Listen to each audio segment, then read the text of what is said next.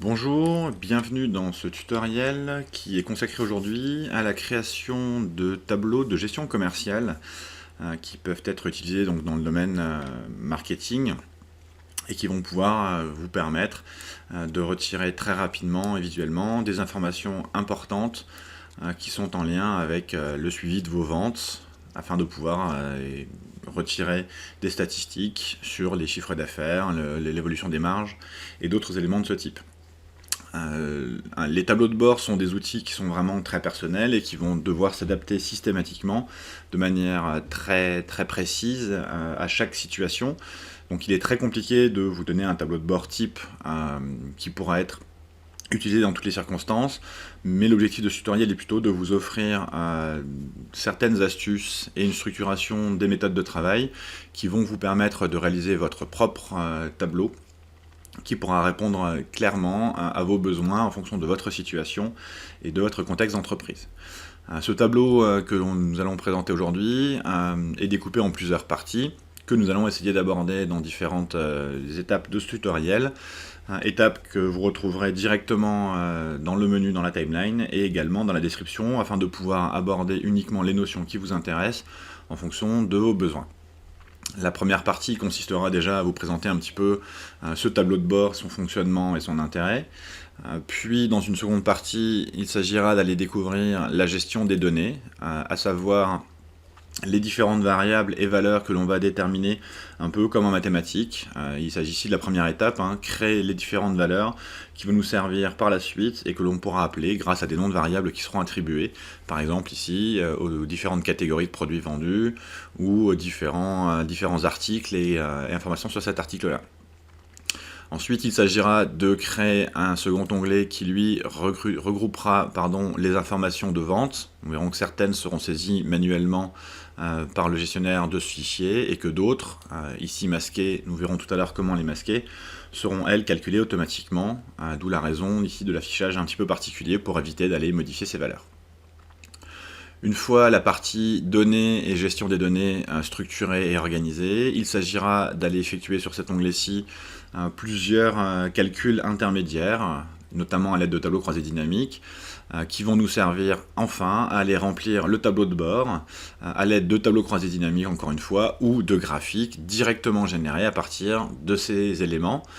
Donc ce tableau de bord que nous retrouverons ici, pour lequel nous mettrons en place différents éléments de navigation. Dans une dernière partie, l'application ici de segments permettant de trier les différents éléments et de mettre à jour les informations, la possibilité de réinitialiser aussi également les différents filtres en un seul coup et nous terminerons cette partie navigation avec l'apparition de différents boutons qui vont simplifier l'usage de notre tableau pour naviguer entre les différents onglets très rapidement. Et puis quelques éléments de macro, alors je vous rassure, rien de bien compliqué, essentiellement pour permettre, comme nous voyons ici, une mise à jour systématique de toutes les données à chaque fois qu'on aborde le tableau de bord, pour être bien sûr d'avoir les chiffres au dernier point de leur validité. Fonctionnement de ce tableau de bord, donc ici, dans le contexte dans lequel nous sommes, j'ai envisagé de vous présenter ici la gestion de certaines données, à savoir des catégories de produits vendus dans un magasin ou dans le cadre du e-commerce, des articles qui sont eux générés avec leurs références et certaines informations, leur catégorie, leur nom, leur coût unitaire, le prix unitaire, et puis la gestion dans certains de ces éléments de liste déroulante que nous aborderons par la suite pour essayer d'optimiser un petit peu la navigation et d'éviter les erreurs de saisie. Une fois ces éléments créés, nous allons nous rendre compte qu'il sera relativement facile de rajouter par exemple un prochain article en s'appelant une valeur ici. Le prochain à sa création me permettra directement de gérer les différents éléments. Je crée ici un nouveau pantalon qui sera lui-même avec un nom particulier et un prix unitaire que je pourrai saisir. Je vais simplement supprimer cette ligne pour l'instant. De la même manière, nous allons gérer un tableau qui va nous permettre de gérer les ventes. Là aussi, quelques données qui vont être saisies manuellement. Essayez toujours de limiter la saisie manuelle et un maximum d'informations ici, pour l'instant masquées, qui vont se calculer automatiquement et nous servir après à la gestion de nos calculs. Ici, encore une fois, la saisie de la date du produit nous permettra ensuite, dans une liste déroulante, de le retrouver les références par rapport aux données de nos articles créés tout à l'heure et de saisir sa quantité. Toutes les autres informations seront, elles, calculées automatiquement. Une fois ces informations mises en place, le tableau de bord, lui, pourra regrouper plusieurs informations. Là aussi, il y a de nombreuses combinaisons possibles de choix, de tableaux, de variations et de graphiques qui seront complètement propres à votre situation, à vos besoins. L'idée étant de pouvoir répondre le plus vite possible à des informations statistiques et mathématiques qui vous permettront de suivre vos ventes de manière intéressante et éventuellement d'adapter votre stratégie. Dans celui que je vous présente ici, j'ai fait le choix donc de vous proposer de manière rapide le nombre de ventes, le volume total des ventes, le chiffre d'affaires, le coût d'investissement, le montant des bénéfices, ainsi que le pourcentage de marge qui a été effectué, et de vous proposer plusieurs graphiques sur les variations des bénéfices, du chiffre d'affaires comparé aux bénéfices, du nombre de ventes par rapport au chiffre d'affaires, et d'autres informations qu'on retrouve encore ici sur les différents graphiques. Encore une fois, il n'y a pas de graphique et de tableau type à utiliser, l'intérêt étant de pouvoir répondre uniquement à vos besoins. Le principe de ce tableau de bord étant de permettre de faire varier ces graphiques et ces informations de manière instantanée grâce à 3 segments de filtres qui ont été placés. Dans notre cas par exemple, par année, je peux retrouver ici uniquement les ventes de 2021, les informations se mettent à jour automatiquement, récupérer uniquement celles concernant la vente de jupes, éventuellement choisir plusieurs critères en même temps, jupe, robe, pyjama ici, et par exemple 1 ou 2 mois qui seraient concernés automatiquement. Quelques outils qui sont rajoutés, notamment la possibilité de réinitialiser la totalité des filtres d'un coup plutôt que de le faire sur les 3 zones ici. Je réinitialise la totalité de mes filtres et je peux retrouver donc mes données de manière générale et classique. Voilà pour la présentation, il s'agit maintenant de pouvoir aborder les différentes étapes et donc nous commençons par la création des données. Les données donc vont représenter finalement les informations qui vont être nécessaires à l'établissement des calculs dans les prochaines étapes, notamment au niveau du tableau de vente, et puis qui vont nous permettre essentiellement de pouvoir générer automatiquement des listes déroulantes dans les différentes cellules. L'intérêt étant d'une part de faciliter l'utilisation lors de la manipulation de données, mais également d'éviter les erreurs de saisie. Vous comprenez bien l'importance dans une base de données de pouvoir éviter les erreurs de majuscules, d'orthographe éventuellement, qui pourraient créer des informations erronées au moment de la mise en place de différents tris. Il est donc indispensable de pouvoir automatiser l'écriture dans la plupart des champs afin de limiter ce risque. Dans notre cas ici, nous avons travaillé sur 2 tableaux essentiellement. Nous avons besoin de travailler sur des catégories de produits. Ici, jupe, pantalon, pyjama, robe et t-shirt. Donc ces valeurs ont simplement été saisies directement sur Excel. La première étape dans ce genre de situation est de créer des valeurs et de venir ensuite saisir l'ensemble de ces valeurs et de créer l'insertion d'un tableau. Alors ici, c'est déjà le cas, je ne vais pas pouvoir le faire, mais je vais vous montrer le fonctionnement, valeur, une seconde valeur qui serait inscrite. Donc je crée mes premières valeurs, qui seraient avec un intitulé de test, par exemple. Je vais pouvoir choisir la totalité de mon tableau que j'ai créé au départ, et pouvoir l'intégrer sous forme de tableau, en signalant ici, puisque c'est le cas, qu'il y a un intitulé sur mon tableau. Ce tableau, donc par la suite, pourra être complété automatiquement et l'intérêt sera que le rajout d'une valeur s'intégrera automatiquement. Lorsque vous créez un tableau, vous retrouvez dans l'onglet des formules, ici, le gestionnaire de nom qui représente la totalité des variables de votre feuille de calcul. Nous verrons tout à l'heure les différentes variables qui ont été créées ici pour cet exercice, mais le tableau numéro 4 que nous venons de créer vient d'apparaître ici directement. Dans l'usage, je vous conseille systématiquement, lorsque vous créez un tableau, de venir ici le modifier et de lui donner un nom. Par exemple ici, le nom du tableau de test. Alors je les repère habituellement personnellement avec le préfixe tab en général pour me rappeler qu'il s'agit d'un tableau, pour le retrouver facilement dans mes prochaines variables. Donc le tableau apparaît ici. Systématiquement, une deuxième information va nous être importante, à savoir le choix uniquement des valeurs saisies dans notre tableau, sans l'intitulé, que l'on va pouvoir appeler ici dans le gestionnaire de variables, directement, on peut leur donner un nom. Je vais l'appeler par exemple valeur de test. Ces valeurs-là donc ont été créées et serviront de variables notamment pour la création de listes déroulantes, l'intérêt étant d'éviter de faire apparaître l'intitulé également dans les listes déroulantes. Si vous regardez dans le gestionnaire de noms, nous retrouvons du coup maintenant ici non plus le tableau de vente comme nous l'avions tout à l'heure, on repère avec les différents pictogrammes ici devant qu'il s'agit bien d'une plage de données qui a été appelée valeur test et qui pourra par la suite servir directement dans la gestion des données. L'intérêt de la création de tableaux, comme je l'expliquais ici directement, c'est qu'il va nous être possible au niveau de nos tableaux de pouvoir étirer pour avoir un nombre de lignes beaucoup plus important. Vous pouvez le remarquer graphiquement, elles sont automatiquement intégrées dans le tableau. Mais en saisissant une valeur juste dans la cellule en dessous, par exemple ici je voudrais créer une valeur numéro 9, cette valeur va elle aussi automatiquement s'intégrer à la fois dans mon tableau et dans ma variable. Donc ces valeurs qui vont se rajouter au fur et à mesure vont nous permettre systématiquement de faire des modifications dans la saisie et que cela soit impacté directement dans nos calculs qui eux utiliseront au niveau du gestionnaire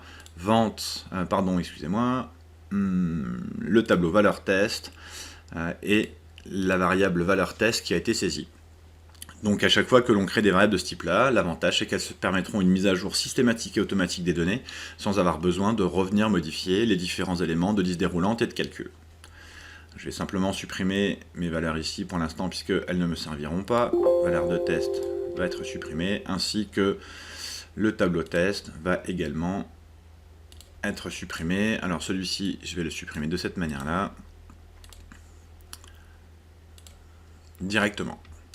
Donc nous avons bien créé ici deux éléments importants, la gestion des catégories de produits, ainsi que la gestion de nos produits, pour lesquels nous avons systématiquement mis une référence. Le choix de la référence, bien évidemment, vous est propre, mais encore une fois, comme dans toute base de données, il est toujours indispensable d'avoir un code barre, un numéro de série unique pour chaque élément, qui nous permettra de déterminer de manière unique une ligne et les différentes valeurs dans lesquelles on pourra aller faire nos recherches. Pour clôturer cette présentation des articles, donc là aussi nous avons créé un tableau et une plage de données qui va nous permettre de gérer les valeurs saisies pour nos différents articles sur la même procédure que vue tout à l'heure.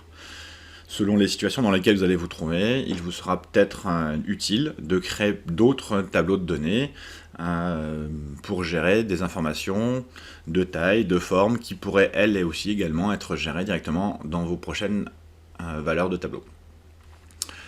J'ai rajouté ici une information, nous verrons tout à l'heure son utilité, une colonne de désignation qui les calcule automatiquement, qui va consister à créer une association directe, systématiquement et automatique, entre la valeur ici de la référence qui s'est juxtaposée avec le nom du produit, afin de créer cette information qui nous servira plus facilement dans les désignations de produits sur le tableau des ventes. Comment créer ce genre de choses ? Il suffit d'en vérifier cette formule qui nous montre bien que nous avons utilisé la formule concaténée. La formule concaténée va associer des éléments de texte les uns à côté des autres. Et donc cette formule associe ici, première chose, la colonne référence de mon tableau, point virgule, entre guillemets, un espace avec un tiret, donc générer le morceau de texte qui se trouve entre les deux. Et nous avons rajouté la valeur de la colonne directement de l'article du tableau. Nous sommes en écriture relative ici, cette formule pourra être effectuée une seule fois et a été étirée ensuite sur la totalité de la colonne. Encore une fois, lorsque je rajouterai un prochain produit, ici par exemple une valeur à 15 € pour mon prochain produit, je me rends compte qu'automatiquement les valeurs ici vont se renseigner les unes après les autres et les calculs seront eux aussi poursuivis dans les prochaines lignes. Donc voilà pour la gestion des données, en tout cas la gestion de ces différentes variables qui vont être utilisées par la suite. Donc étape primordiale et indispensable, il vaut mieux essayer d'anticiper un maximum de variables au début, mais il est toujours possible en cours de travail, lorsqu'il vous manque des variables, de revenir sur cet onglet pour ajouter des tableaux et des variables déclarées directement. Je vous propose à présent de faire un petit tour des variables existantes sur ce fichier. Donc encore une fois, dans l'onglet formule, le gestionnaire de noms va me présenter mes différentes variables. Nous retrouvons trois tableaux, le tableau des articles qui est ce tableau ici présent, qui a été associé avec la valeur des articles, qui correspond donc à ce tableau finalement, sans utiliser la première ligne, en le déclarant encore une fois dans la zone en haut à gauche en tant que variable.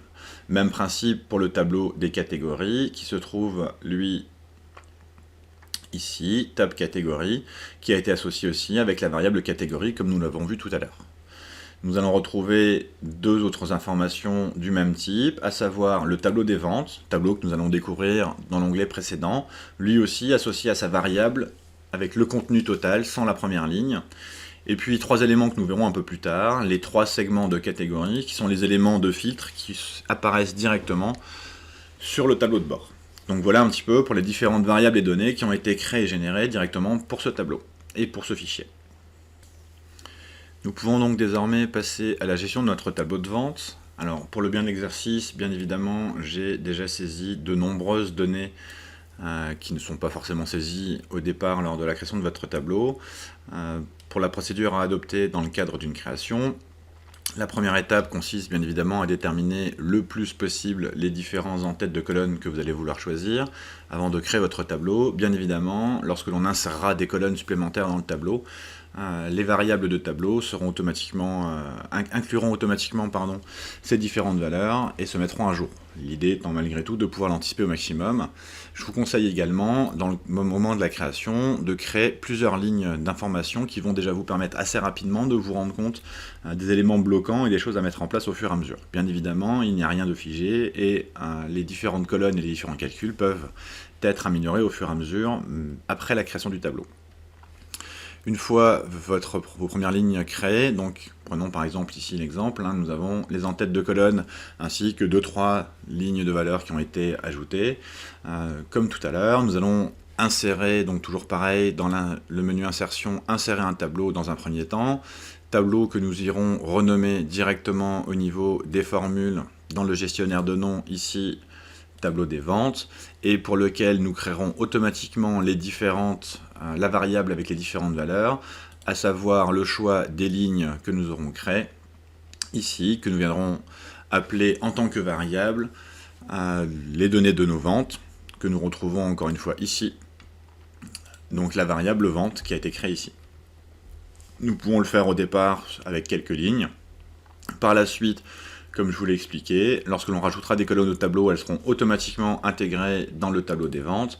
Et si nous apportons des valeurs supplémentaires à la suite de notre tableau, comme je vais pouvoir le faire ici par exemple en créant une nouvelle ligne, une quantité A56, nous voyons que la prochaine ligne de valeur sera elle aussi également créée et intégrera automatiquement la variable des ventes que nous avons gérée. Donc voici pour cette première étape qui consiste à créer ce tableau et à déterminer les différentes variables.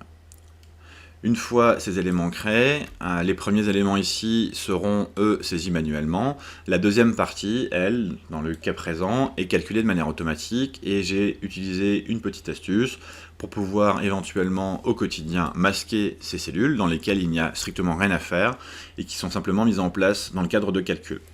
Pour masquer des colonnes, en tout cas les regrouper de cette sorte, il suffit simplement de sélectionner plusieurs colonnes, ici par exemple 4 colonnes d'un coup, aller dans l'onglet des données et pouvoir ici venir grouper ces colonnes qui vont désormais pouvoir se plier et se déplier en fonction de vos besoins. On peut procéder de la même manière pour venir ici les dissocier, ce qui donc vous permet de comprendre comment gérer cette partie-là du tableau. La date ici sera saisie manuellement, c'est un choix que j'ai fait pour permettre éventuellement plus de liberté à l'utilisateur. Il aurait été très facile de pouvoir générer une date automatique, notamment à l'aide de la fonction aujourd'hui ou maintenant, qui elle pourrait créer des dates au fur et à mesure. Bien évidemment, cette cellule étant une date, elle a été programmée ici dans le choix de type de contenu comme étant une date courte présentée de la sorte. La liste des articles, elle, est générée par une liste déroulante qui, elle, va être créée donc grâce aux variables que nous avons créées précédemment. Pour toutes les listes déroulantes, il suffit systématiquement donc de créer des variables. Les variables qui sont ici sont en fait les variables de données que nous avons créées tout à l'heure à cet endroit-là. Les articles pour l'instant vont jusqu'à 16, ce qui fait que nous retrouverons bien ici le choix possible de nos 16 valeurs. Si nous rajoutons des articles dans notre tableau d'articles créé précédemment, cette liste déroulante, là aussi, se mettra à jour automatiquement. Comment créer une liste déroulante? Dans les cellules concernées, donc j'ai travaillé par exemple sur 3 cellules, ou sur une seule éventuellement, je vais aller dans l'onglet des données et gérer la validation des données. Déterminer que cette cellule ou les cellules concernées vont intégrer une liste, d'ignorer si c'est vide par exemple, la liste déroulante qui va être choisie sera retrouvée dans la source grâce à cette valeur égale article qui me renvoie donc à cette zone ici directement des désignations que nous retrouvons ici. Donc la valeur des articles, la variable article a été déterminée comme étant ces valeurs-ci et donc va me permettre de créer directement ma liste déroulante. La quantité, elle sera saisie manuellement, et donc il va nous incomber désormais de voir comment calculer les différents champs de valeurs qui vont nous servir par la suite pour nos différents tableaux croisés dynamiques et nos calculs. Là aussi, ces valeurs ne sont pas forcément celles-ci, elles doivent être adaptées en fonction de vos besoins et de vos attentes, et de savoir ce que vous aurez besoin, vous, de calculer. La première étape est déjà de récupérer systématiquement cette fameuse référence d'article, qui se retrouve certes ici dans le nom du produit, mais de pouvoir toujours éventuellement avoir la référence qui nous permettrait de faire des tris différents dans notre tableau. Cette référence a été récupérée donc grâce à une formule que je vous présente. Il s'agit ici de la formule index. La formule index va vous demander un tableau, un numéro de ligne et un numéro de colonne et faire ressortir la valeur correspondant à cette cellule. Le tableau concerné, lui, a été sélectionné directement. Il s'agit de tab article, c'est-à-dire le tableau des articles que nous avons créé précédemment. Dans ce tableau-là, il y a un calcul pour trouver la ligne de la valeur, que je vous expliquerai tout à l'heure grâce à une fonction equiv, et puis enfin un numéro de colonne. Donc l'idée est d'aller chercher la valeur dans la première colonne, puisque la référence était bien la première colonne du tableau des articles, à la ligne qui correspondrait à cet élément-là.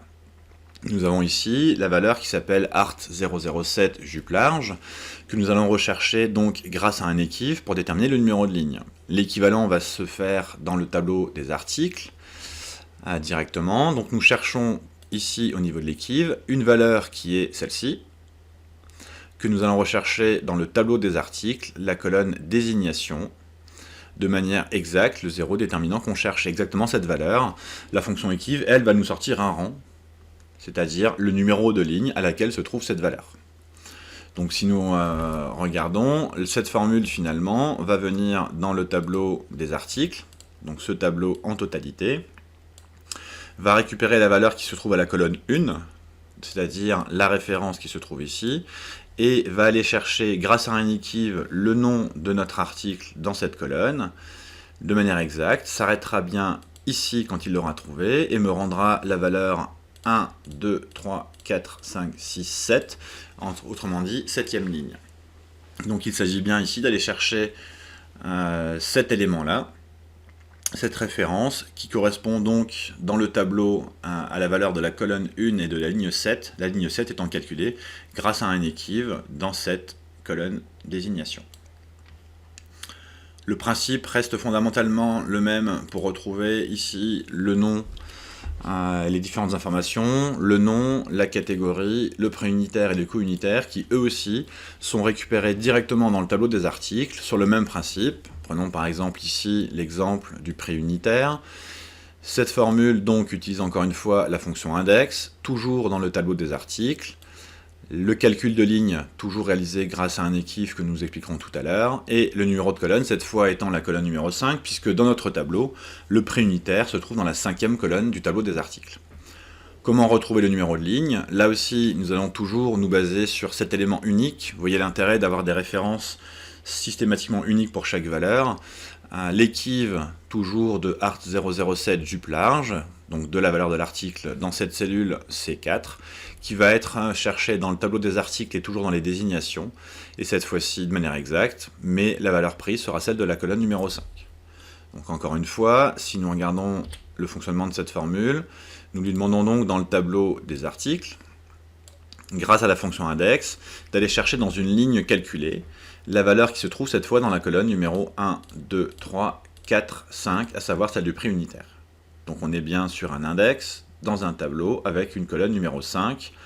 Pour retrouver cette fois le numéro de ligne, encore une fois, nous faisons un equiv dans cette liste de valeurs qui donc, comme vous le voyez, a une grande importance, d'où la raison pour laquelle nous l'avons généré tout à l'heure.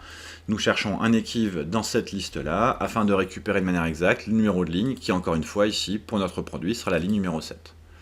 Donc cette fonction index se retrouve dans le tableau à la ligne numéro 7, la colonne numéro 5, et nous ressort donc cette valeur de 21,60 € que nous retrouvons ici.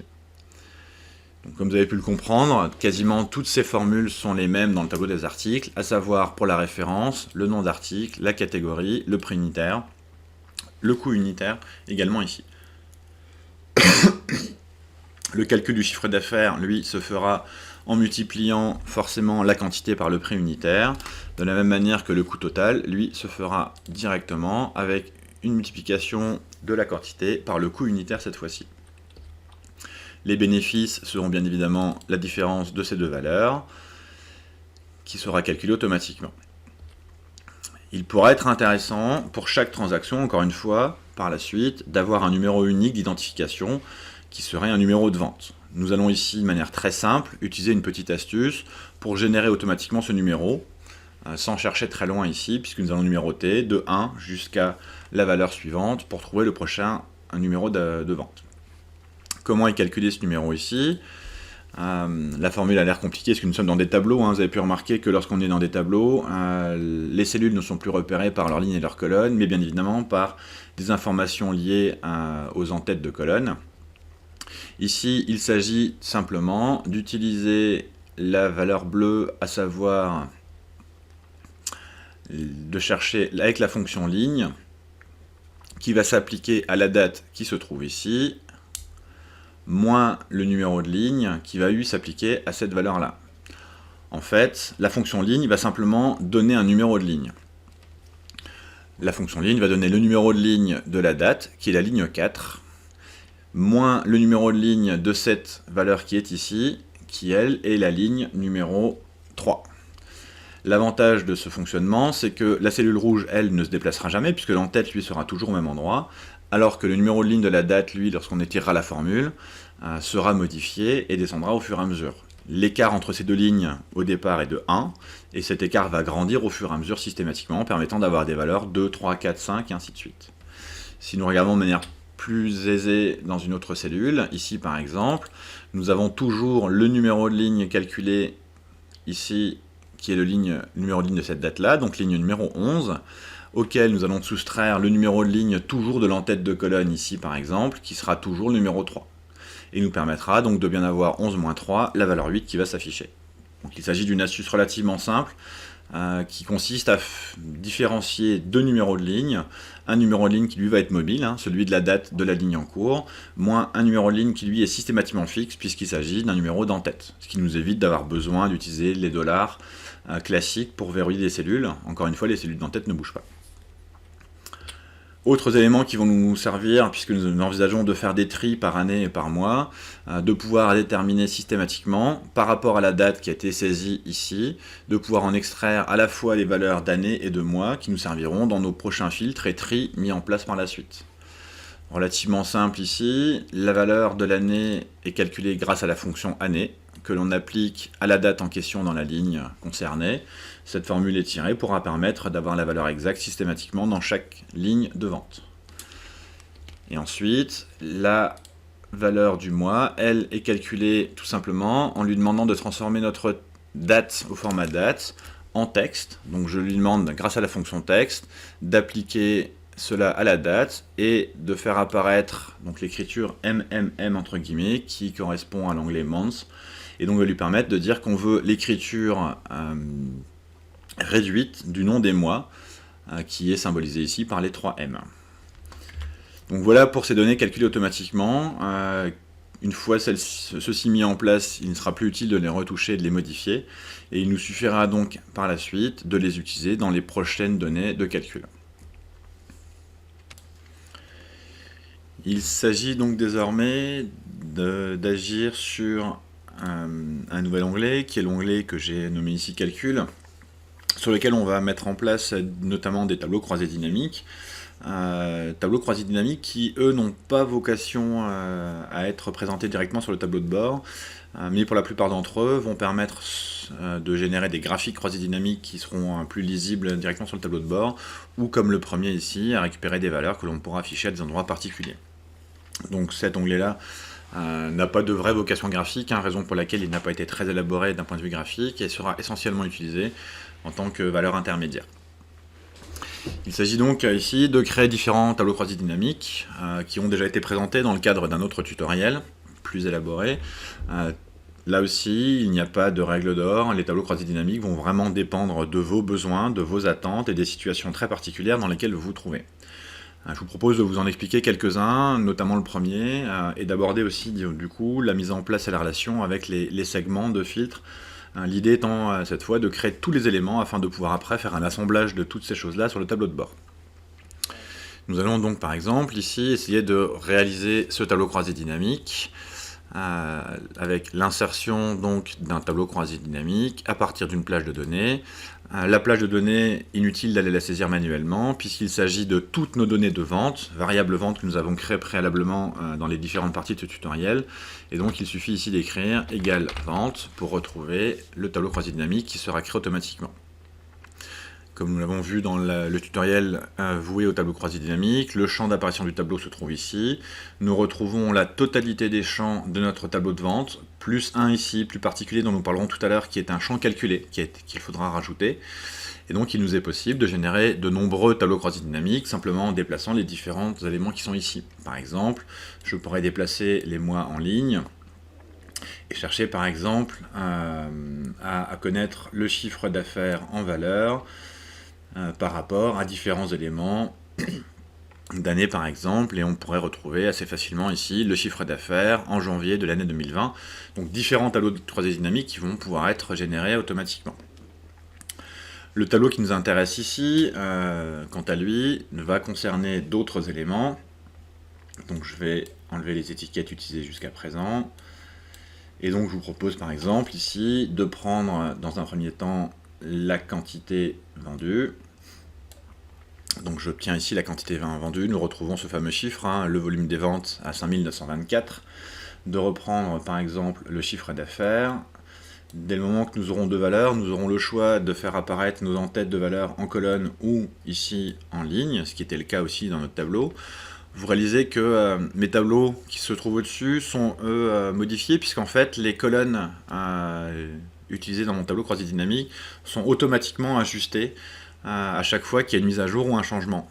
Ici, c'est pas vraiment dramatique, mais par contre dans le tableau de bord, nous aurons besoin de faire cette manipulation-là, puisque nous souhaiterions que nos tableaux ne bougent jamais, afin de ne pas modifier l'aspect graphique de notre tableau de bord.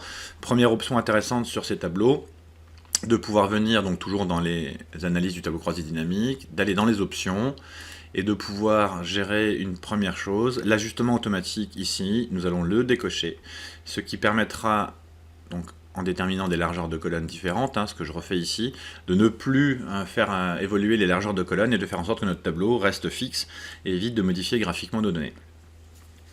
Si nous poursuivons, nous allons pouvoir récupérer encore une fois le coût total, les bénéfices, les identifiants de transactions qui permettront d'identifier chaque transaction de manière unique, et puis nous parlerons tout à l'heure du dernier champ qui est le champ calculé. Pour chacun de ces champs, nous retrouvons donc les différentes valeurs, le nombre de ventes que nous avons. Alors, le nombre de ventes, nous allons le récupérer avec l'idée de transaction. Par contre, dans le champ ici, nous allons dans les paramètres de champ de valeur, et au lieu de calculer une somme d'identifiants, ce qui n'a pas vraiment de sens, nous allons pouvoir déterminer un nombre de transactions. Notez que ici, nous pouvons très facilement modifier les différentes valeurs de noms qui vont s'afficher dans notre tableau. En mettant ici un nombre de ventes, je récupère bien cette valeur de 298 que nous avions ici. Alors, l'idée transaction, je vais peut-être la remettre au-dessus directement pour récupérer les mêmes valeurs. Le volume des ventes était bien ici calibré sur la somme des quantités. On est bien ici, encore une fois, sur une somme de quantités calculées. De la même manière, pour les trois prochaines valeurs, à savoir la somme du chiffre total, la somme du coût total et la somme des bénéfices, pour lesquels je me suis simplement contenté, dans les paramètres, ici, de modifier le nom. Donc, je peux vous montrer pour les bénéfices par exemple, ici, il me suffit dans les paramètres de modifier le nom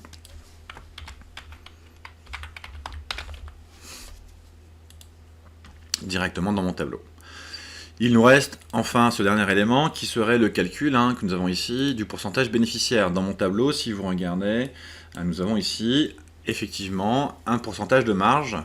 Et pour autant, si vous vous souvenez, dans le tableau des ventes que nous avons créé tout à l'heure, il n'y avait pas de calcul de pourcentage des marges. Alors déjà, d'une part, nous aurions pu tout à fait calculer le pourcentage des marges dans le tableau précédent, et l'avoir directement en champ de valeur ici, mais je voulais quand même vous montrer qu'il était possible, dans un tableau croisé dynamique, donc dans les outils du tableau, de venir gérer des champs calculés. Donc par exemple ici, je voudrais créer un nouveau champ calculé, qui serait un champ que l'on pourrait appeler, donc dans la démarche à suivre, un pourcentage de marge.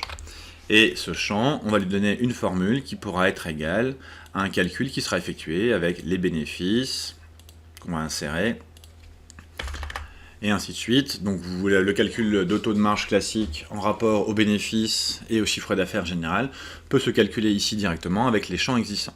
Ce qui a été mis en place ici.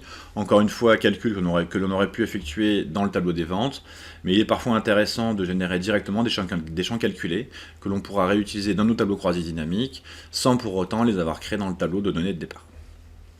Donc pour ma part, j'ai déjà créé ce champ qui m'est possible du coup, pourcentage de marge, de récupérer à cet endroit précis. Petite modification, il est intéressant sur certaines des valeurs, notamment chiffre d'affaires, coût total et bénéfices, de venir ici proposer un mode monétaire pour nos valeurs. A contrario, la somme ici, alors c'est pas une somme pour le coup, on va changer son nom, le pourcentage de marge. Alors le nom existe déjà, je vais mettre un S pour le distinguer. Lui sera transformé en mode pourcentage ici. Donc voilà comment réaliser ce genre de tableau croisé dynamique. Ils seront tous construits strictement de la même manière et donc vous permettront de stocker vos valeurs. Ici par exemple, ces valeurs présentes ont été structurées dans ce tableau croisé dynamique afin d'être réutilisées par la suite dans le tableau de bord, dans les valeurs que nous retrouverons ici directement. Je vais simplement supprimer le tableau créé pour l'instant et revenir sur les tableaux qui ont déjà été réalisés. Donc il me faut maintenant malgré tout retravailler mes colonnes. Ce tableau croisé dynamique, donc je vais afficher à nouveau la liste des champs, propose lui, comme nous pouvons le voir, une distinction avec les mois qui ont été présentés en ligne, ici de janvier à décembre, et puis les valeurs proposées dans le tableau, à savoir pour le chiffre d'affaires et les bénéfices, tout simplement ici des configurations en somme de chiffre d'affaires et en somme de bénéfices. Principe identique dans ce tableau présent ici, qui propose lui le total des achats et le volume des ventes en se basant sur les quantités et les coûts encore une fois. Les mois, eux, ont été mis en ligne. Principe répercuté pour l'ensemble des tableaux suivants. Petite distinction particulière pour ce tableau-ci qui lui va générer des pourcentages. Là aussi, nous utilisons donc les catégories qui ont été mises en ligne, le chiffre d'affaires et la quantité qui apparaissent donc ici. Et ces champs ont été configurés cette fois-ci toujours en somme, mais en valeur de pourcentage. Il y a plusieurs choix possibles, des pourcentages par rapport au total général, à la ligne ou à la colonne. On peut même effectuer des différenciations cumulées par rapport à d'autres champs éventuellement. Ici, nous sommes donc en pourcentage du total général, avec comme champ de référence les catégories qui ont été choisies sur le côté. Donc ces différents tableaux vont pouvoir être configurés dans un premier temps afin de récupérer les différentes valeurs qui nous serviront cette fois-ci à faire des graphiques. Les tableaux que vous voyez ici, les 4 tableaux proposés sur le modèle, les 5 tableaux, pardon, sont eux utilisés pour générer des tableaux croisés dynamiques qui se retrouvent donc sur le tableau de bord directement. Chacun de ces tableaux croisés dynamiques va pouvoir se voir insérer des segments. Plutôt que de manipuler directement dans les tableaux et de modifier les filtres à l'intérieur du tableau, on va pouvoir associer un segment de filtre qui sera associé à un ou plusieurs tableaux afin de pouvoir diriger, comme nous le ferons ici, sur une seule notion de filtre, les différents tableaux et graphiques concernés. Lorsque je suis dans un tableau, celui-ci par exemple, je vais pouvoir, dans l'onglet contextuel des tableaux croisés dynamiques, pouvoir insérer un segment et choisir quels sont les segments qui m'intéresseraient. Par exemple, je peux déterminer que je crée un segment d'article associé à ce tableau croisé dynamique. Il va donc me proposer un outil configurable avec ici la liste des différents articles qui vont me permettre au clic de modifier, comme vous pouvez le voir, les différentes valeurs de mon tableau. La possibilité d'effacer mes filtres pour revenir aux valeurs initiales, et éventuellement le choix de pouvoir choisir plusieurs valeurs ou désélectionner plusieurs valeurs d'un coup. Une fois qu'un filtre a été créé pour un tableau, il nous sera possible de l'associer aussi aux autres tableaux. Lorsque je crée un autre tableau comme celui-ci cette fois, dans l'analyse du tableau croisé dynamique, je peux aller consulter les connexions de filtres pour ce tableau. Ce tableau ici a été lui connecté à 3 filtres, à savoir les années, les catégories, alors 2 filtres, pardon, années et catégories. Le troisième segment d'article qui a été créé n'est pas associé, il me suffirait de cliquer sur ce petit élément supplémentaire pour connecter désormais maintenant ce petit segment de gestion des articles également à mon tableau ici présent et donc pouvoir le contrôler encore une fois avec un seul outil. Maintenant vous avez vu que le filtre concerné, le segment concerné pardon, permet de filtrer les deux tableaux systématiquement. Si nous regardons, alors je vais supprimer ce segment pour l'instant, donc il n'existe plus. Je vais revenir sur mon tableau initial, me rendre compte que désormais ce tableau est connecté lui à 3 filtres, les années, les catégories et les mois. Donc ce tableau-là sera modifié à chaque changement d'année, de catégorie et de mois sur mon tableau de bord. De la même manière, les différents tableaux ont été, selon les besoins, connectés à différents filtres. Parfois, les mois n'ont pas été intégrés. Sur celui-ci, c'est relativement évident, puisque les mois étaient déjà inclus dans le tableau présenté. De la même manière, par exemple, sur ce tableau-ci, lorsque nous regardons les connexions de filtres, les catégories d'éléments ont été rajoutées malgré tout et permettraient de le déplacer au fur et à mesure. Donc ces filtres ont été créés et ont été simplement copiés, coupés et recollés sur le tableau de bord à cet endroit-ci, donc le fameux filtre des années, de catégories et de mois, qui au clic ici sur une année par exemple 2020, me permet de modifier les valeurs de tous mes tableaux directement ici. Les tableaux ne sont pas obligés d'être sur la même feuille de calcul que les segments, ce qui va me permettre justement d'associer ces tableaux à des segments qui se trouvent sur le tableau de bord et de pouvoir faire évoluer mes valeurs. Ici, automatiquement, tout est réinitialisé à chaque retour sur le tableau de bord, nous verrons ça dans une prochaine partie, mais je peux encore une fois modifier les différents éléments qui modifient chacun de mes graphiques et chacun de mes tableaux présents sur mon tableau de bord. Ces graphiques ici présents sont eux directement liés au calcul qui se trouve ici. Par exemple, le graphique des tendances des ventes et des bénéfices ici présent a été créé avec ce tableau, donc ce graphique présent ici a été généré avec ce tableau. Comment créer vos graphiques? Je sélectionne mon tableau croisé dynamique et dans l'onglet contextuel encore une fois, je vais avoir accès dans l'onglet création, celui-ci, au graphique croisé dynamique que je vais pouvoir déterminer. Ici nous avions choisi un graphique d'air par exemple, que je vais pouvoir intégrer. Ce graphique est lui aussi entièrement lié à notre tableau croisé dynamique. Autrement dit, lorsque je vais modifier un segment, alors je vais vous montrer en déplaçant mon segment par exemple des années, que je vais couper et remettre ici. Lorsque je manipule mon segment des années, tous mes tableaux sont automatiquement impactés et le graphique est également impacté puisqu'il est directement lié au tableau croisé dynamique. Ça va me permettre donc de pouvoir impacter mes choix et mes graphiques directement au fur et à mesure de mes données. Je vais donc revenir en arrière pour remettre mon filtre à sa place. Et donc ce graphique, une fois qu'il a été créé, on va pouvoir le modifier, le configurer. Certains petits éléments dont je vous reparlerai tout à l'heure éventuellement, va pouvoir être lui aussi complètement déplacé, coupé et recollé sur notre tableau de bord, comme on a pu le faire ici directement. Pour le reste, il ne s'agira que de quelques petites améliorations au niveau des en-têtes, des différentes légendes et des axes que l'on pourra revoir un peu plus tard, mais le graphique, lui, sera intégré au fur et à mesure, et comme nous allons pouvoir le voir ici, le graphique bougera directement avec mes différents éléments. Je vais simplement revenir à une situation initiale. Alors dans cette histoire, il me semble avoir perdu mon segment. Je vais me contenter simplement de fermer mon fichier et de le rouvrir. Je vous prie de m'excuser pour le petit décalage. Je rouvre donc mon tableau de bord. ce qui me permet simplement de retrouver mon segment des années dont je m'étais débarrassé tout à l'heure. Donc pour cette partie-ci, voilà, libre à vous de réfléchir aux différents types de tableaux croisés dynamiques qui vont vous intéresser. L'intérêt de ces tableaux-là, encore une fois, est de ne pas être visible directement sur le tableau de bord pour la lecture de leurs informations, mais essentiellement de pouvoir générer différents éléments de graphique qui, eux, seront associés avec des segments et présentés sur le tableau de bord. Il nous reste donc à voir maintenant, dans une dernière partie, comment associer tous ces éléments-là pour construire un petit peu sous forme de puzzle le tableau de bord avec une présentation agréable qui va encore une fois vous convenir.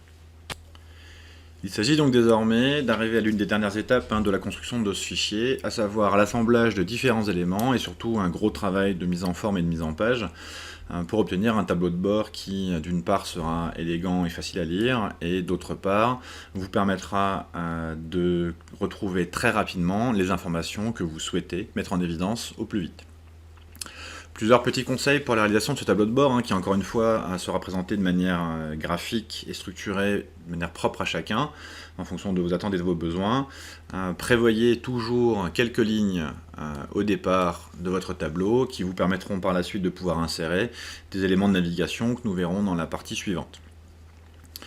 Nous avons ici commencé par intégrer nos différents segments, qui sont ni plus ni moins de simples objets, qui ont été redimensionnés et placés afin de pouvoir être accessibles directement, encore une fois, pour pouvoir très rapidement rechercher les informations souhaitées et mettre en place des filtres au fur et à mesure. Cette partie qui est ici va simplement aller récupérer des valeurs de chiffres clés que nous avons déterminées comme étant très importants et qu'on a voulu mettre en évidence ici tout de suite en en-tête de notre tableau de bord.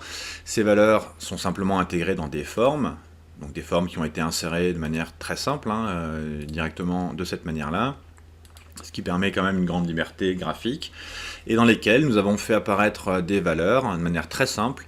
Cette valeur-ci, par exemple, est égale comme étant le calcul, point d'exclamation, donc la valeur de l'onglet calcul B3, à savoir, si nous retournons sur cet onglet, la valeur B3 de calcul, cette valeur qui est ici.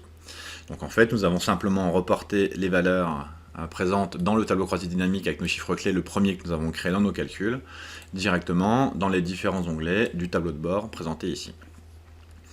Si nous regardons plus attentivement les autres morceaux présents dans ce tableau de bord, au-delà de ce qui est lié à la présentation, ces lignes-ci sont de simples lignes de présentation, nous avons 4 objets ici, amovibles aussi, à savoir 4 graphiques, qui eux sont simplement issus des 4 derniers tableaux croisés dynamiques proposés ici, 1, 2, 3 et 4, donc ces 4 tableaux qui vont me permettre de générer directement des graphiques. Présentés ici, sur les graphiques, très peu de choses à aborder dans le cadre de ce tutoriel-là, puisque j'ai déjà associé un tutoriel sur la gestion des graphiques sur Excel. Il suffit simplement de gestion de présentation, de bordure, de mise en place de couleurs, de type d'affichage en mode monétaire ou en autre format éventuellement, la gestion des axes. Je reviens éventuellement sur 2 points qui pourraient vous servir dans ce genre de situation-là. Le premier, ce serait essentiellement de venir vous rendre compte que ces axes, par exemple, ont été numérotés de manière différente, puisqu'on parle bien ici de kilo-euros, ce qui permet d'avoir des unités plus faciles à gérer, situation qu'on doit retrouver aussi ici directement. Il suffit pour cela de venir cliquer sur votre axe, de venir mettre en forme votre axe. On va pouvoir déterminer ici les valeurs minimum et maximum de l'axe, mais surtout dans le format nombre, mettre en place des formats personnalisés qui vont nous permettre d'afficher des unités différentes et un choix d'unités d'affichage ici qui a été le millier mais qui pourrait être le million afin d'avoir des valeurs chiffrées plus faciles à utiliser. Et puis ici, le fait d'avoir parfois des axes secondaires qui sont intégrés sur vos graphiques, l'intérêt de pouvoir parfois associer 2 types de graphiques différents, courbes et histogrammes. Cette courbe-ci, elle, s'est vue affecter un axe secondaire, comme vous pouvez le retrouver ici directement. Pour le reste, il n'y a rien de très compliqué sur cette partie-là, si ce n'est de la gestion graphique, afin de pouvoir permettre d'insérer vos graphiques au fur et à mesure directement. Encore une fois, ces graphiques vont évoluer avec les segments qui sont présentés ici au-dessus, à la seule et unique condition que les tableaux croisés dynamiques eux-mêmes à la base aient été associés à ces segments. Donc si vous vous rendez compte qu'en modifiant un segment, par exemple robe, un graphique ne bougeait pas, cela signifierait simplement que le tableau croisé dynamique en question, testons par exemple celui-ci, n'aurait pas été préalablement associé aux différentes catégories de filtres proposées. Je termine enfin sur cette partie avec deux tableaux croisés dynamiques spécifiques pour vous montrer qu'on peut aussi faire le choix, dans certaines situations, d'intégrer directement des tableaux croisés dynamiques au cœur même du tableau de bord, ce qui a été le cas ici. Alors je vous propose de regarder un petit peu comment ils ont été conçus. Ce tableau croisé dynamique présent ici, en affichant la liste des champs, va nous proposer différentes valeurs, les bénéfices, donc celui-là, pas trop de soucis. Il s'agit bien de la somme des bénéfices qui a été calculée automatiquement dans cette première colonne. J'insiste surtout sur les trois autres colonnes qui, elles, sont utilisées avec des paramètres un peu particuliers. Au niveau de la différence par rapport au mois précédent, nous sommes donc ici sur un calcul qui a été mis en place toujours sur les bénéfices. En fait, les 4 champs sont 4 fois les bénéfices, mais calculés de manière différente. Ici, nous sommes toujours en somme, ce qui est le cas à chaque fois que nous voulons mettre en place des pourcentages. Et dans cette partie-là, je suis allé chercher cette fois dans les choix proposés différence par rapport au mois précédent. Donc du coup, j'ai un calcul de la différence des bénéfices mois par rapport au mois précédent qui sera ou à la hausse ou à la baisse. Le même principe a été utilisé, mais pour les variations de pourcentage cette fois. La variation, elle, est toujours calculée avec le champ bénéfice. Vous pouvez vous rendre compte que le seul champ utilisé ici sont les bénéfices et les mois dans le tableau croisé dynamique. Donc les 4 champs ici sont 4 fois le champ des bénéfices qui a été utilisé. Pour cette troisième colonne, il s'agit toujours d'utiliser les valeurs à afficher de manière particulière. On est cette fois sur un choix de différence en pourcentage par rapport au mois précédent. Et enfin, pour le dernier, nous avons calibré cela sur un résultat cumulé par mois directement, qui permet d'avoir un cumul mois par mois au fur et à mesure. Tout cela vous montre le grand champ des possibles par rapport au tableau croisé dynamique qui, en fonction des configurations sur les différents champs, vont vraiment pouvoir vous permettre d'aller chercher la valeur et l'information que vous souhaitez mettre en avant directement. Pour ce qui est de l'affichage en rouge et en vert ici avec les petits symboles, ces éléments-là peuvent, eux, se mettre en place très rapidement, de deux manières différentes. De manière très simple, ce qui n'a pas été le cas ici, en allant dans la mise en forme conditionnelle et en utilisant les différentes règles proposées, de mettre par exemple les valeurs supérieures ou les valeurs inférieures en vert ou en rouge, de mettre des valeurs limites ou des textes qui contiennent certaines valeurs et de pouvoir intégrer des changements graphiques, de police, de taille, de couleur, de forme, de remplissage ou d'intégrer différents types de jeux d'icônes.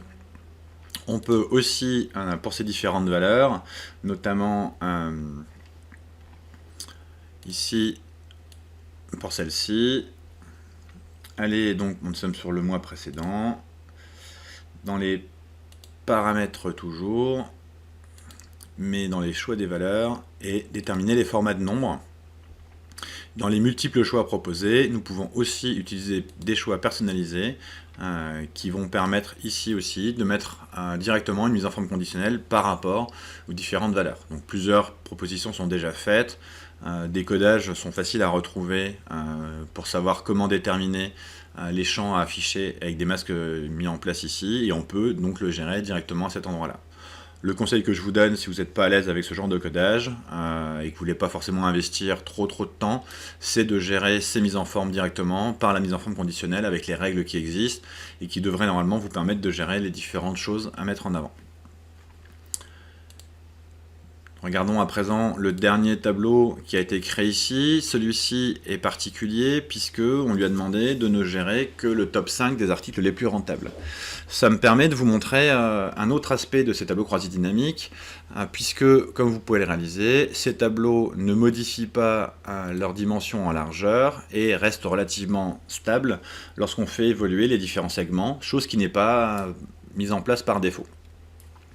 Nous avons vu tout à l'heure que lorsque nous étions dans un tableau croisé dynamique, il nous était possible d'aller dans ces options, là où nous avions tout à l'heure déjà demandé à ce que les colonnes ne soient plus ajustées automatiquement, ce qui permet déjà que votre tableau ne subisse pas de grandes modifications de taille, ce qui aurait pour effet de complètement déstructurer votre tableau de bord à chaque changement et à chaque mise à jour de segments ou de valeurs. Donc, option déjà indispensable, notamment sur le tableau de bord, de bien penser systématiquement à décocher cette case. Il y a d'autres éléments en général sur les tableaux croisés dynamiques, des menus déroulants, de gestion de filtres, qui peuvent être pratiques lorsqu'on veut utiliser le tableau en tant que tel, sans les segments mis en place. Ces éléments sont intéressants à faire disparaître sur le tableau de bord, le plus possible, éléments que l'on fait disparaître dans ces mêmes options ici, en décochant les différents éléments que l'on veut voir disparaître au fur et à mesure. Ça me permet d'enchaîner directement sur le prochain tableau croisé dynamique, puisque vous réalisez bien qu'ici, nous demandons à chercher, alors je vais réinitialiser, les 5, le top 5 des articles les plus rentables, donc c'est bien calculé par rapport au pourcentage de marge le plus élevé, mais pour faire apparaître seulement ces valeurs-là et pas les autres dans le tableau croisé dynamique, il y a une petite astuce. En fait, pour cela, je vais vous montrer en faisant réapparaître les différents affichages. Par exemple, ici, je vais recocher toutes les cases, ce qui va me permettre notamment de récupérer la colonne des filtres que j'avais mise en place. Donc ce tableau croisé dynamique, si nous le regardons de plus près, va demander donc différentes valeurs de volume, de chiffre d'affaires, de bénéfices et de pourcentage de marge. Mais si on l'avait laissé en l'état, il y avait bien évidemment plus de résultats, puisqu'il y a bien plus d'articles que les 5 qui sont proposés ici. Ce tableau croisé dynamique s'est vu affecté à un filtre, qui n'est pas en rapport avec les éléments qui sont dans les segments. Le filtre mis en place ici était un filtre de valeur, qui était de choisir, dans la règle des 10 premiers, la valeur haute, les 5 éléments qui ont le pourcentage de marge le plus élevé. Donc il est possible aussi de configurer certains éléments manuellement de filtre définitivement dans des tableaux pour n'avoir que certaines valeurs qui ne seront pas modifiables directement dans le cadre des menus et qui ont été modifiées au préalable. Donc ce tableau en est un bon exemple. Je l'ai configuré donc ici pour n'avoir que les 5 valeurs supérieures les plus élevées. Je suis ensuite allé ici dans les options et dans les affichages, décocher la totalité des options pour que plus rien n'apparaisse et que cette valeur ne puisse plus être modifiée manuellement, et de n'avoir toujours que le top 5 et que ça ne soit affecté que par le choix, ici encore une fois, de mes différents éléments de segment. Je m'arrête ici pour cette partie. Vous réalisez bien qu'il est impossible de faire un exemple exhaustif et qui conviendra à tout le monde de tableau de bord, mais le but était surtout de vous montrer comment le structurer, comment le construire et quelles étaient les différentes étapes. Je vous propose une toute dernière partie. Le tableau de bord pourrait s'arrêter là et vous convenir sans aucun souci. Selon la complexité et la fréquence d'utilisation, il peut être malgré tout intéressant de vous ajouter certains petits outils qui vont vous permettre d'améliorer votre navigation et votre usage au quotidien. Et donc dans une dernière partie, nous allons aborder notamment ces différents éléments de navigation, de réinitialisation, comment les mettre en place, et puis surtout, un point important, l'actualisation de toutes vos données de manière instantanée à chaque fois, pour éviter justement d'avoir des données qui ne soient pas complètement à jour avec les dernières ventes. Donc on se retrouve tout de suite dans la dernière partie. Dans cette dernière partie, qui, je vous le rappelle, peut être très bien facultative, vous pourriez très bien vous contenter d'un tableau de bord fonctionnel là où nous en sommes arrivés. L'idée est d'essayer, encore une fois, d'aller un peu plus loin, notamment avec l'aide de macros, essentiellement, et de petits outils de navigation, pour essayer d'automatiser certaines choses et d'avoir toujours un fonctionnement plus optimal. Si on sert d'un tableau avec une grosse importance de données saisies tous les jours, pour éviter d'avoir à faire par exemple des mises à jour régulières, ou alors d'automatiser certains éléments qui pourraient s'écrire tout seuls systématiquement, encore une fois, pour essayer de diminuer la charge de travail et rendre le tableau le plus efficace possible. Dans les choses que l'on peut encore faire sans atteindre les macros, il est possible, comme je l'ai fait ici par exemple, avec les deux boutons orange données et vente, de créer de simples liens sur un objet, qui, un peu comme sur un site internet, vont permettre au clic de retourner directement sur un autre tableau, directement à un autre endroit de la page. Je peux ainsi de suite revenir directement aux ventes ou aller directement à mon tableau de bord avec ces différents boutons qui ont simplement été reproduits sur chacun des différents onglets avec des liens mis en place dessus. Pour faire cela, très simple, alors actuellement si je clique, je suivrai le lien, il me faut faire donc un clic droit pour réactiver mon objet que j'ai simplement inséré directement de cette manière, encore une fois, la forme que vous souhaitez, en y intégrant du texte à l'intérieur avec l'habillage graphique que vous voulez. Une fois cet objet créé, il vous suffit d'aller dans l'onglet insertion et de pouvoir y insérer un lien. Donc je viens insérer un lien Et je peux donc choisir des liens effectivement externes, vers des pages web par exemple. Je suis ici sur un emplacement du document et on me propose de choisir entre les différentes feuilles de calcul. Donc cette fois-ci, ce lien-là m'envoie bien sur l'onglet des ventes et puis je pourrais par exemple envoyer directement sur une des variables créées, la variable des articles, des catégories qui ont été mises en place. Donc cela me permet très facilement de mettre en place des objets avec des liens qu'il me suffira de copier-coller et de dupliquer pour faire un semblant de menu sur chacun de mes onglets qui vont me permettre de naviguer plus facilement directement depuis ce menu sans passer par la gestion des onglets ici en dessous. Donc chose qui a été mise en place ici avec deux liens vers la feuille de calcul des ventes et celle des données, et qui a été remise en place, alors pas sur celui-ci, parce que j'ai estimé ne pas forcément avoir à naviguer sur cette page-là, mais par contre, je peux revenir rapidement sur la saisie des ventes, ici, pour saisir une nouvelle vente, revenir à mon tableau de bord ou aller à l'onglet des données, et depuis l'onglet des données, retourner vers les ventes ou le tableau de bord, donc menu que l'on peut créer assez facilement selon ce système-là pour naviguer entre les différents objets. Pour la suite, il s'agit essentiellement d'automatisation. Alors une, selon moi, pour moi, est vraiment importante, concerne l'actualisation des données pour éviter d'avoir des données qui ne sont pas à jour. Les deux derniers points seront plutôt des gadgets qui vont vous permettre d'automatiser certaines tâches. Un des points importants à comprendre lorsqu'on utilise les tableaux croisés dynamiques, c'est que pour l'instant, au stade où nous en sommes arrivés, si je viens saisir une nouvelle vente, ici, par exemple, je mets une valeur en 56 et je vais pouvoir créer ma nouvelle vente. Je vais renseigner les informations, mais pour autant, les valeurs qui ont été saisies ici ne seront pas automatiquement et instantanément intégrées dans mes calculs de tableau croisé dynamique. Si je rentrais par exemple une nouvelle vente ici, alors je vais la supprimer, il me faudrait dans mes calculs mettre à jour mes tableaux croisés dynamiques à chaque modification. Donc cliquer sur un tableau croisé dynamique au hasard, rentrer dans l'onglet contextuel et appuyer sur le bouton actualiser, actualiser le tableau en question ou tous les tableaux ici pour que tout soit recalculé et prenne en compte les dernières ventes. Tâche pas forcément très compliquée mais qui peut être risquée, on a vite fait d'oublier de mettre à jour effectivement un tableau croisé dynamique et l'objectif étant de peut-être essayer d'automatiser cette tâche.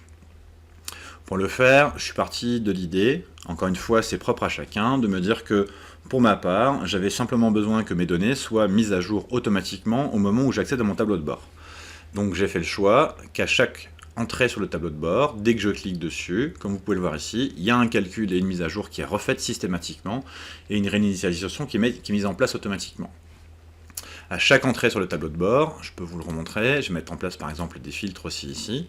J'ai ici le déplacement dans un autre onglet. Quand je reviens, tout est systématiquement remis à jour et réinitialisé d'emblée à chaque entrée, ce qui me permet d'être sûr à chaque fois que je consulte une valeur qu'elle tient bien compte de tous les derniers changements et des dernières ventes qui ont été saisies. Pour faire ça, il va nous falloir changer de type de fichier puisqu'on va passer sur un fichier acceptant les macros. Donc la première étape avant d'aller plus loin pour vous sera de venir enregistrer votre fichier une nouvelle fois, peu importe l'endroit, mais de lui donner cette fois une extension. Alors normalement votre fichier doit actuellement avoir une extension XLSX qui veut dire classeur Excel normal. Il faut cette fois faire un enregistrement d'un autre fichier qui deviendra votre nouveau tableau de bord avec une extension XLSM, le M voulant dire macro, c'est-à-dire un classeur Excel qui accepte l'utilisation et la création de macros à l'intérieur. Donc faites un enregistrement de ce fichier-là. Par la suite, il nous faudra une deuxième manipulation dans le logiciel Excel, puisque nous allons avoir besoin notamment de l'onglet développeur pour pouvoir aller gérer les macros.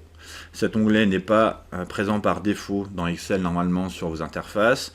Pour le faire apparaître, il nous faut aller dans l'onglet fichier, dans les différentes options.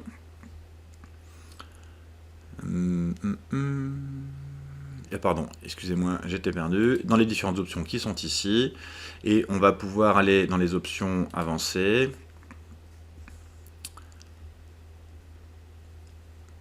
Du ruban, j'étais encore une fois perdu, et retrouver ici cet onglet développeur que nous avons coché pour le faire apparaître. Une fois cet onglet coché, il apparaîtra donc désormais directement dans votre ruban et vous permettra d'accéder à de nouveaux outils et notamment à l'accès au visuel basique que nous allons découvrir tout à l'heure pour créer quelques macros et insérer certains boutons. Donc première étape de ce que nous voulons faire comme amélioration sur notre fichier, faire en sorte qu'à chaque accès sur le tableau de bord, tous les éléments se mettent à jour directement. Dans l'onglet développeur, je peux accéder au Visual Basic directement ici, ou y accéder avec le raccourci clavier Alt F11 qui m'ouvrira une seconde fenêtre. Donc cette fenêtre a été ouverte par-dessus la fenêtre en question. Mon fichier Excel est toujours là.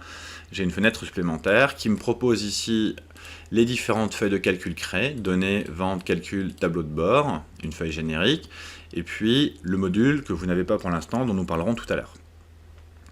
J'ai donc un code que je souhaite mettre, moi, sur ma feuille 4, à savoir mon tableau de bord, avec une fonction que je vous ai écrite et qui va pouvoir vous permettre de mettre en place cette actualisation automatique.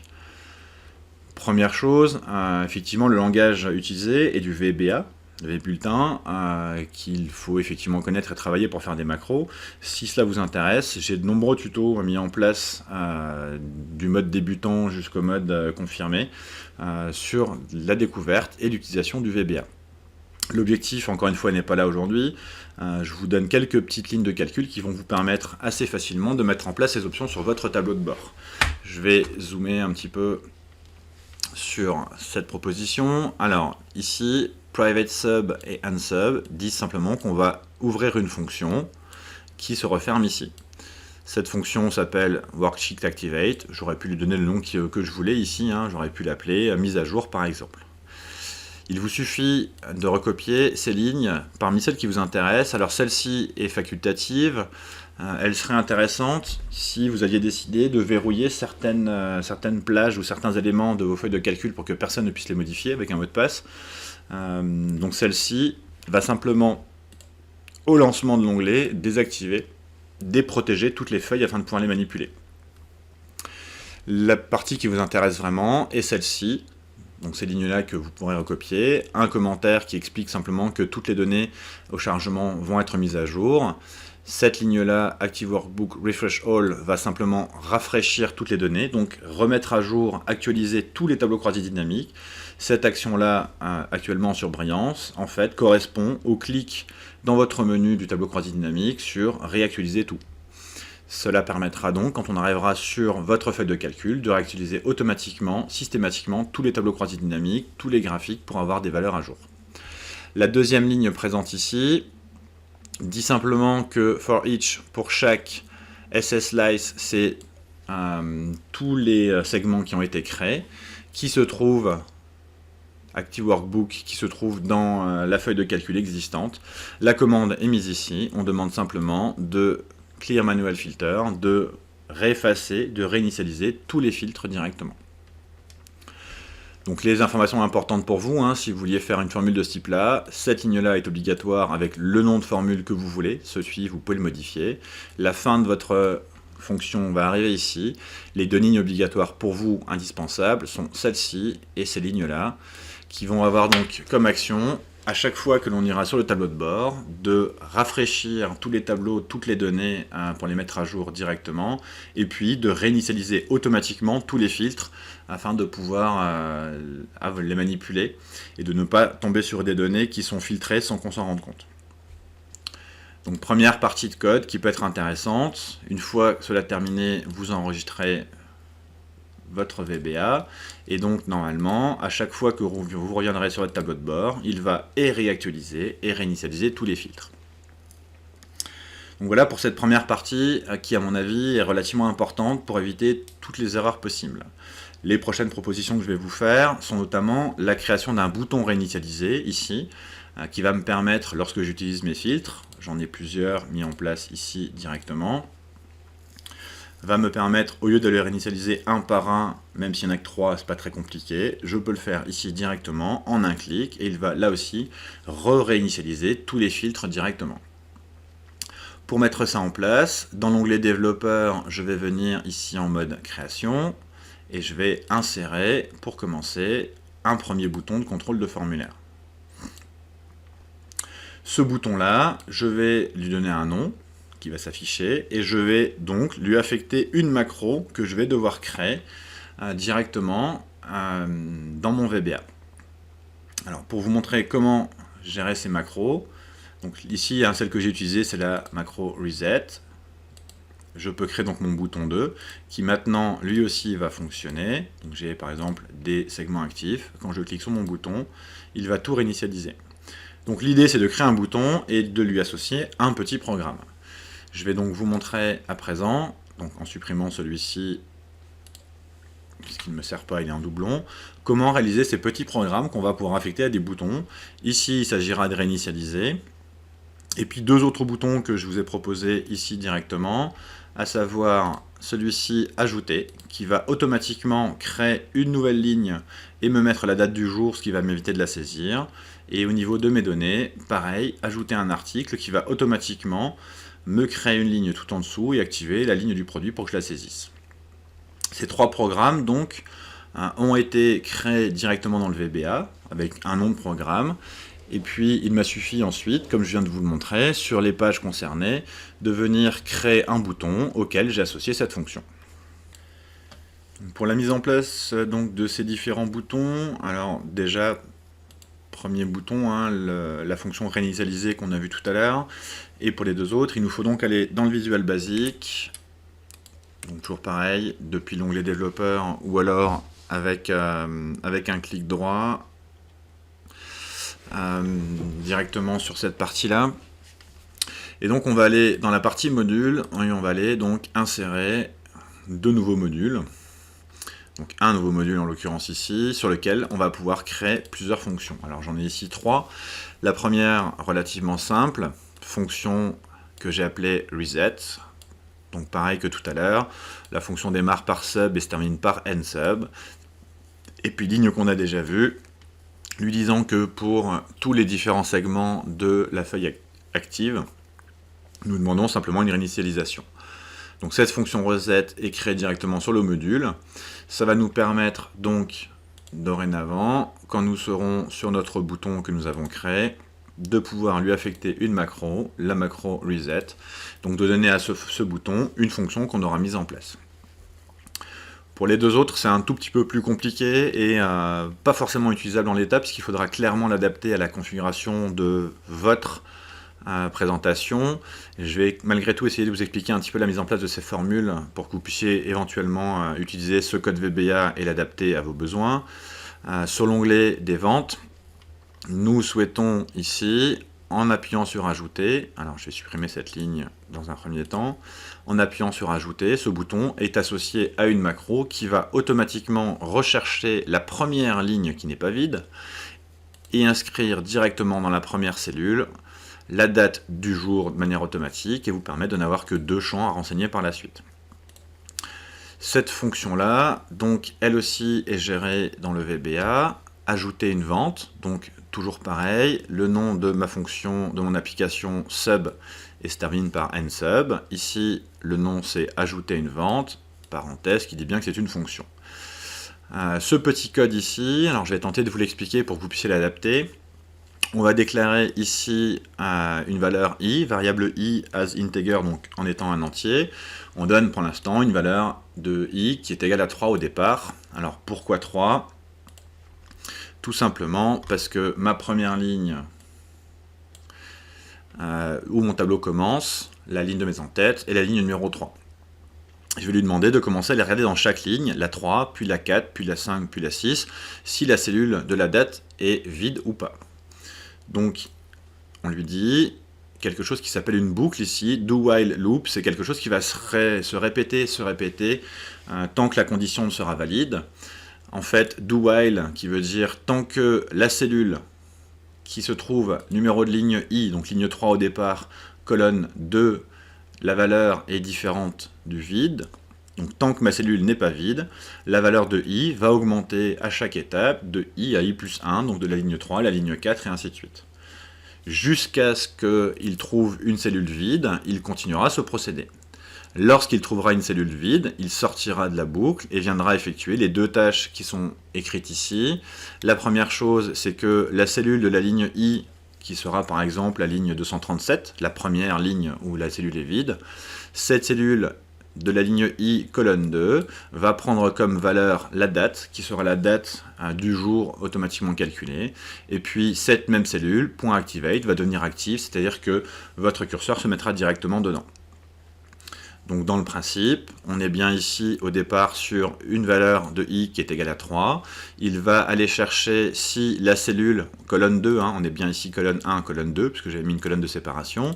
Dans cette colonne 2, à chaque fois, il va venir vérifier. Si c'est non vide, il passe à 4, il passe à 5, et ainsi de suite, jusqu'au moment où il va rencontrer tout à la fin une cellule vide. Celle-ci est vide. À ce moment-là, dans cette cellule, il va remplir la date comme il l'a fait ici et activer la cellule directement. Lorsque j'appuie sur Ajouter, il me rajoute la date d'aujourd'hui et active ma cellule. Donc code que vous pouvez assez facilement modifier. Il faut simplement et éventuellement changer les références de lignes ou de colonnes par rapport à la structure de votre tableau, selon le nombre de lignes que vous avez laissé de vide au-dessus et la colonne dans laquelle se trouve votre date. Le principe créé est exactement le même ici. L'objectif étant cette fois de pouvoir ajouter un article automatiquement. En appuyant, il va directement marquer la bonne référence à cet endroit-là et me renseigner déjà le nom du produit, ici en l'appelant nom du produit, m'activer la cellule pour que je puisse le remplacer au fur et à mesure. Ce code est du même ordre. Cette fois, c'est la fonction sub qui s'appelle ajouter un article, qui se termine donc ici. On a toujours un entier qui est délimité, qui cette fois a une valeur au départ de 5. Alors pourquoi 5? Parce que justement mon premier article se trouve dans la ligne 5. Là aussi, je vais lui demander d'aller chercher dans une boucle la cellule qui donc au début vaut 5, colonne 5, donc ligne 5, colonne 5, et de vérifier si elle est différente du vide. 5, colonne 5, A, B, C, D, E, on est bien ici dans la cellule 5, 5, ligne 5, colonne 5. Si elle n'est pas vide, il ira à la ligne d'après, vérifier, et rajoutera à chaque fois 1 à mon numéro de ligne, comme tout à l'heure, pour me faire avancer petit à petit, jusqu'à ce qu'il tombe sur un endroit où la cellule est vide, dans quel cas il sortira de la boucle, ce que nous avons donc ici. À la sortie de la boucle, je lui demande d'aller dans la cellule à la ligne I, I étant la ligne où la valeur est vide, à la ligne I, dans la colonne 7, de mettre comme valeur nom du produit, entre guillemets, ce que c'est du texte, et d'activer automatiquement cette valeur-là. Donc voilà, plein de petites astuces avec des codes en VBA qui vont pouvoir être mis en place, qui sont certes des petits gadgets, mais vous permettent assez facilement, comme on va pouvoir le voir ici, de créer très vite des articles ou de pouvoir renseigner très vite des ventes sans avoir besoin de sélectionner les dates et de pouvoir automatiser les choses. Encore une fois, si vous avez 3 ventes à rentrer dans le mois, inutile de vous embêter avec le VBA. Par contre, pour certaines tâches où on a besoin dans la journée d'avoir beaucoup d'actions et de manipulations, c'est autant de clics et de saisies de dates qu'on va éviter et autant d'erreurs de saisie possibles, encore une fois, qu'on va pouvoir contrôler afin d'avoir toujours des informations à jour et d'accéder dans notre tableau de bord aux informations qui sont recalculées automatiquement. Si cela vous intéresse, alors les NA qui apparaissent ici, bien évidemment, sont liés à mes valeurs qui ne sont pas remplies. Si cela vous intéresse, je vous invite à regarder sur cette même chaîne, de nombreux cours pour le VBA sont mis en place et vous permettront aussi de pouvoir améliorer encore vos tableaux de bord. Encore une fois, le tableau de bord est quelque chose de très personnel que vous allez pouvoir utiliser, mettre en place et adapter à vos besoins, à vous, de manière très précise. En espérant que cela vous ait servi et que vous puissiez avancer, n'hésitez pas à vous abonner à la chaîne ou à profiter des autres tutoriels éventuellement et à bientôt pour de prochains tutos.